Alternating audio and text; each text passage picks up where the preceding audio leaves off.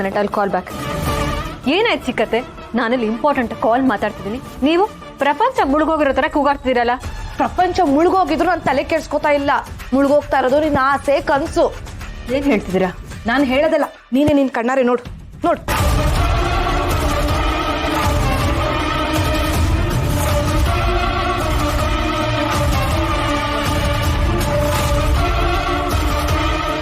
ಇಷ್ಟು ದಿನ ಚಿರು ಆ ಗೊಂಬೆಗೆ ಟ್ರಿಪ್ ಮಾಡಕ್ ಹೋಗಿದ್ದಾನೆ ಅಂತ ನೀನ್ ನಂಬಿದೆ. ಆದ್ರೆ ಈಗೇನಾಯ್ತು? ಆ ಗೊಂಬೆನೂ ಇಲ್ಲ, ಏನೂ ಇಲ್ಲ. ನಿನ್ನ ಅವನು ಗೊಂಬೆ ತರ ಆಡಿಸ್ತಾ ಇದ್ದಾನೆ. ಅದನ್ನ ನಂಬಿ ನೀನ್ ಫೂಲ್ ಆದೆ ಅಷ್ಟೇ. ನಿಶಾ ಈ ಮನೆ ಸೊಸೆ ಆಗ್ತಾಳೆ ಅಂತ ನೀನ್ ಹೇಳಿದ್ದನ್ನ ನಂಬಿ ನಾನು ಎಷ್ಟು ಖುಷಿ ಪಟ್ಟಿದ್ದೆ ಗೊತ್ತಾ? ಆದ್ರೆ ಚಿರು ಮನ್ಸಲ್ಲಿ ಆ ಸೋಡಾ ಬುಡ್ಡಿ ದೀಪ ಇದ್ದಾಳೆ.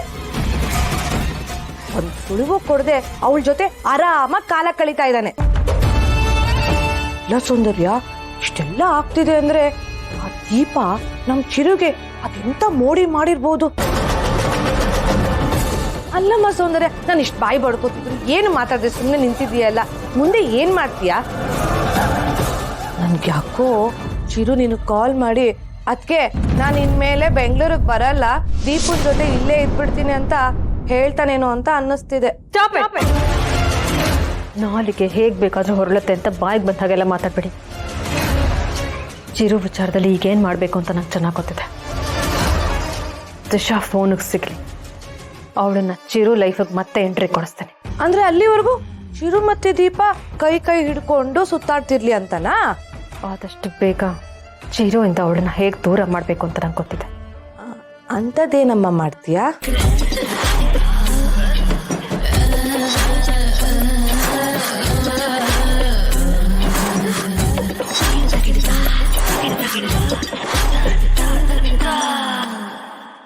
ದುಬೈಯಲ್ಲಿ ಇನ್ನು ಬೆಳಕೆ ಆಗಿರಲ್ಲ ಕಣೋ. ಪಾಪ ನನ್ ಗಂಡ ಮಲ್ಕೊಂಡಿರ್ತಾರೆ, ಅವ್ರಿಗೆ ಫೋನ್ ಮಾಡಿ ಎಲ್ಲ ನಾನು ತೊಂದರೆ ಕೊಡಲ್ಲ. ಅಲ್ಲ ನೋಡು, ಅಮ್ಮನ ಮುಂದೆ ಹೇಳ್ತೀನಿ ಅಂತ ಬೇಜಾರು ಮಾಡ್ಕೊಂಬಿಡ. ಬೇಜಾರು ಮಾಡ್ಕೊಂಡ್ರು ಪರವಾಗಿಲ್ಲ. ಗಂಡ ಹೆಂಡತಿ ಮಧ್ಯೆ ನೀನ್ ಯಾಕೆ ಹೋಗಿದ್ದೆ? ಲೋ ಸುಮ್ನೆ ಇರೋ ನೀನು. ಓಹೋ, ಅಣ್ಣ ಮನೇಲಿಲ್ಲ ಅಂತ ಅವನ ಜಾಗನ ನೀನ್ ತುಂಬ್ತಾ ಇದೀಯಾ? ನಾನೇನು ಗಂಡ ಹೆಂಡತಿ ಏನ್ ಮಾಡ್ತಿದಾರೆ ಅಂತ ನೋಡಕ್ಕೇನು ಹೋಗ್ಲಿಲ್ಲ. ದೀಪು ತಯಾರಾಗಿದ್ದಾಳೇನೋ, ದೇವಸ್ಥಾನಕ್ಕೆ ಹೋಗೋಣ ಬಾರೆ ಅಂತ ಕರಿಯಕ್ ಹೋದೆ. ಅಷ್ಟ್ರಲ್ಲಿ ನಡೀತಾ ಇತ್ತು. ಕರಿಯಕ್ ಹೋದೆ ಸರಿ, ಅದು ನೋಡ್ಬಿಟ್ಟು ಈಗ ಯಾಕೆ ಬಂದಿಲ್ಲ ದೊಡ್ಡ ವಿಷಯ ಮಾಡ್ತಾ ಇದ್ಯಾ? ಹೋಗ್ಲಿ ಬಿಡೋ ನರಸಿಂಹ, ಏನೋ ಹಾಗೆ ಹೋಗ್ತಿದ್ಲೇನೋ ನೋಡಿದಾಳೆ. ನೀನು ಅಷ್ಟೇ ಕಣೆ, ಇನ್ಮೇಲೆ ಆತರ ಎಲ್ಲ ನೋಡ್ಬೇಡ ಆಯ್ತಾ? ಏನೋ ಅದಕ್ಕೆ ಇವ್ರೆಲ್ರು ನನ್ನ ಬೈತಾ ಇದ್ರು, ನೀವೊಬ್ರು ನನ್ನ ಪರವಾಗಿ ಮಾತಾಡ್ತೀರಾ, ಸಹಾಯ ಮಾಡ್ತೀರಾ. ಐ ಲವ್ ಯು ಅದಕ್ಕೆ. ಓ ಈಶ್ವರ, ಏನೇ ನೀನು ಯಾಕೆ ಈ ತರ ಎಲ್ಲ ಆಡ್ತಿದ್ಯಾ? ಸುಮ್ನೆ ನಿಂತ್ಕೋ.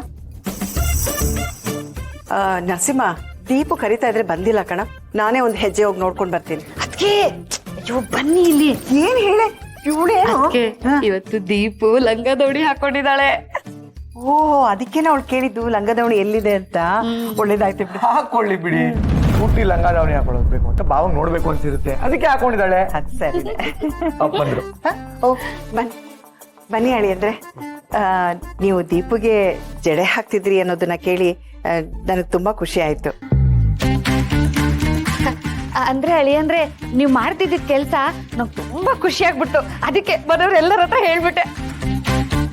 ಬಾಬಾ, ನಾವ್ ಯಾರು ಏನೂ ಕೇಳಿಲ್ಲ, ಇವರೇ ಎಲ್ರು ಕರೆದು ಹೇಳ್ತಾ ಇರೋದು. ಅವ್ರಲ್ಲಿ ಬಂದ್ಬಿಟ್ಟು ನಾನೇನು ನೋಡಿಲ್ಲ, ನಂಗೇನು ಗೊತ್ತಿಲ್ಲ ಅಂದಾಗ್ಲೇ ಅನ್ಕೊಂಡು ಎಲ್ರಿಗೂ ಹೇಳ್ಕೊಂಬರ್ತಾರೆ ಅಂತ. ತುಂಬಾ ಸಂತೋಷ ಅಳಿ ಅಂದ್ರೆ. ಗಂಡ ಹೆಂಡ್ತಿರ್ ಮಧ್ಯೆ ಮೇಲು ಕೀಳು ಅನ್ನೋದು ಇರಬಾರ್ದು, ಸ್ನೇಹಿತರ ತರ ಇರ್ಬೇಕು ಅನ್ನೋದನ್ನ ನಿಮ್ಮನ್ನ ನೋಡಿ ಅರ್ಥ ಮಾಡ್ಕೋಬೇಕು. ಹೌದು ಬಾಬಾ, ಹೆಂಡ್ತಿನ ಹೊಡೆಯೋನು ಯಾವತ್ತೂ ಗಂಡ ಅನ್ಸ್ಕೊಳಲ್ಲ. ಹೆಂಡ್ತಿನ ಎಲ್ರ ಮುಂದೆ ಹೊಗಳ್ತಾನಲ್ಲ, ಅವನೇ ನಿಜವಾದ ಗಂಡ ಆಗೋನು. ನೀವು ಅದೇ ಸಾಲಕ್ಕೆ ಸೇರ್ತೀರ. ದೀಪು ಮಗಳೇ, ನಿನಗೆ ಲಂಗಾದವಣಿ ತುಂಬಾ ಚೆನ್ನಾಗಿ ಕಾಣಿಸ್ತಿದೆ ಮಗಳೇ. ಹೌದು ಕಡೆ ದೀಪ, ನಿನ್ ಮದ್ವೆಗ್ ಮುಂಚೆನು ಇದೇ ತರ ಲಂಗ ದಾವಣಿ ತಾನೇ ಹಾಕೋತಾ ಇದ್ದಿದ್ದು. ಈಗಲೂ ಅವ್ರಿಗೆ ಮದುವೆ ಆಗಿಲ್ಲ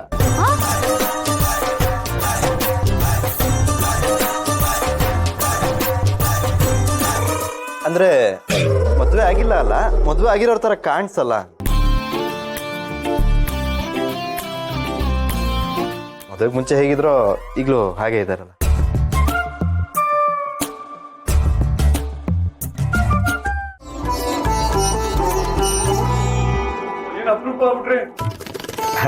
ಏನಿಲ್ಲ ಅರ್ಚಕರೇ, ಎಲೆಕ್ಷನ್ ಟೈಮ್ ಅಲ್ವೇ, ಸ್ವಲ್ಪ ಡ್ಯೂಟಿ ಜಾಸ್ತಿ.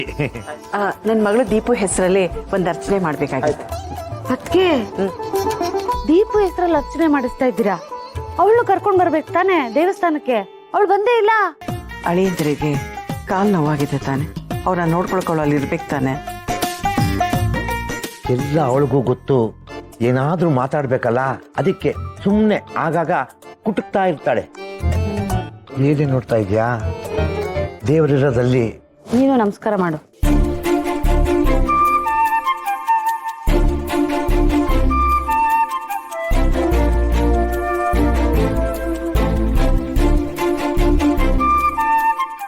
ಏನೇ ಹುಡುಕ್ತಿದ್ಯಾ?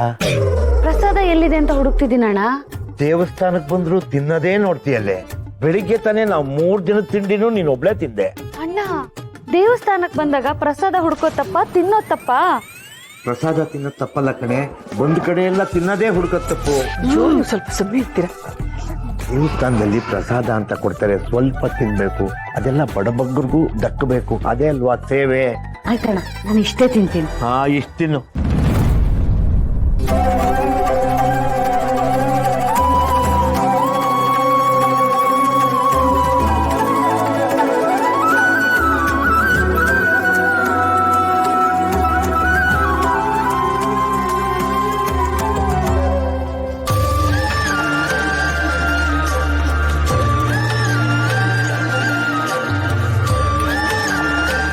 ಬರ್ತೀವಿ ಸ್ವಾಮಿ.